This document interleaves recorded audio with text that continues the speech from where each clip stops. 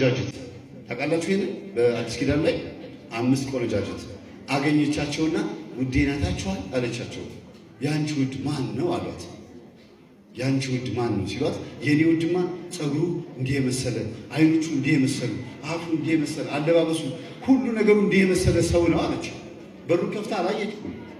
የምትወደው ፍቅረኛዋ ቢሆን ኖሮ ከፍታ ታስገባው ነበረ። የማታውቀው ሰው ከሆነ ደግሞ መልኩን እንደዚህ አድርጋ ትገልጽ ነበረ። ከየት አየችው ይሄን ውዷል? ስለዚህ ቁጭ አድርጋ ነገረቻቸው። እንዲህ ይመስላል ብላ ስትናገር ውድሽን ካገኘ ነው ምን እንበልልሽ አሏት። ውዴን ካገኛችሁት እጅግ ነፍሴ አጥብቃ ትፈልጋለች፣ እባክህን ና ብላለች ብላችሁ ንገሩልኝ አለች። ለማን የተናገረችው? ነጭ ለለበሱ በሌሊት ላገኘቻቸው ሰዎች። እነዚህ ሰዎች ማን ናቸው? ነጭ ለብሰው በሌሊት በከተማስ ምን ያደርጋሉ? በሌሊት መጓዝ ምን ያደርጋሉ ሲባል ኪዳን የሚያደርሱ ነጠላ ለብሰው ቤተክርስቲያን የሚሄዱ በቅዱሳን አባቶቻችን በመላእክት ይመሰላሉ። ስለዚህ አንዳንድ ጊዜ ትዳር ብለን እምቢ ሲለን ሱባኤ ሞከር እምቢ ሲለን እስቲ ጸልዩልኝ እንደው ትዳር እምቢ አለኝ ብላችሁ ወደ ሰው አትሄዱ። ያ ማለት ነው ውዴን ካገኛችሁት እንዲህ ብላችሁ ንገሩልኝ፣ ነፍሴ እጅግ አጥብቃ ትፈልጋለች። እናንተ ውስጥ የሆነ ውድ አለ። የመጀመሪያ ውድ ክርስቶስ ነው። የመጀመሪያ ውዳችሁ ማን ነው? ክርስቶስ። ስጋው ደግሞ ለመቀበል የሚያስፈልገውን መስፈርት አሟልታችሁ በቅድስና ሕይወት ከኖራችሁ ወይም በንጽህና ሕይወት ከኖራችሁ እናንተ በውስጣችሁ የሚያስፈልጋችሁ ብቻ ሳይሆን የምትፈልጉት ሳይሆን የሚያስፈልጋችሁን ጭምር እግዚአብሔር ያሟላል። ለዚህ ነው እኮ ለአብርሃም ሳራን የሰጠው። ልጅ ባይወልዱም ብዙ ዓመት ኖረዋል።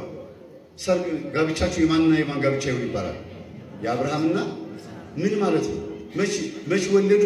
መችስ ካረጁ በኋላ እኮ ልጅ ያገኙት። ምን ማለት ነው ሲባል አብርሃም ድሃ በነበረበት ሰዓት ምንም ሳንቲም ሳይኖረው ምንም ገንዘብ ሳይኖረው ሳራ ከሱ ጋር ነበረች።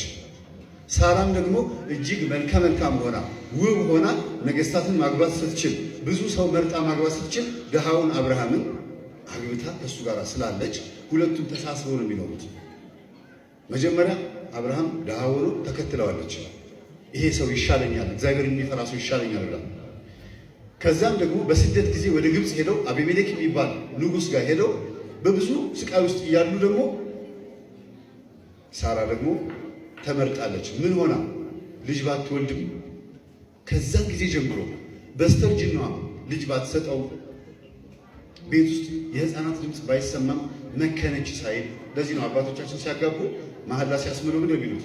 መከነች፣ ታመመች፣ አረጀች፣ እንዲሆነች ብለን ላትከዳት ማላር የሚባለው።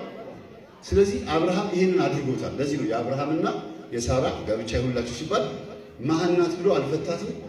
ራሷ ሳራ ፈቅዳለት ከአጋር ከቤት ሰራተኛዬ ውለድና ልጅ አስታቅፈኛለች።